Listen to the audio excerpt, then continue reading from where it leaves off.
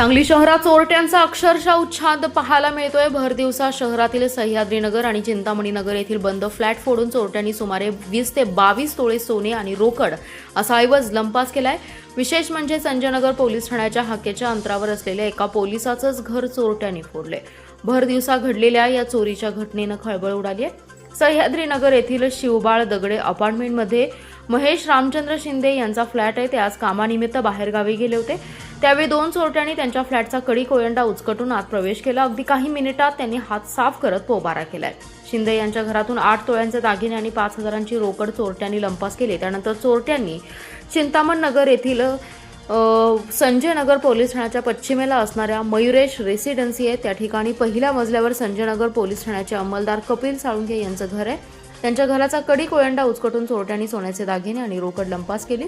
त्यांचे कुटुंबीय बाहेरगावी गेल्याने घर बंद असल्याने पाळत ठेवून चोरट्यांनी चोरी केली आहे। त्यांच्या घरातून सोने आणि रोकड लंपास केली। त्यांची मोजदाद रात्री उशिरापर्यंत सुरू होती। त्या रेसिडेन्सीमधील 8व्या माळ्यावर नरेंद्र संभाजी खोकडे यांचं घर आहे।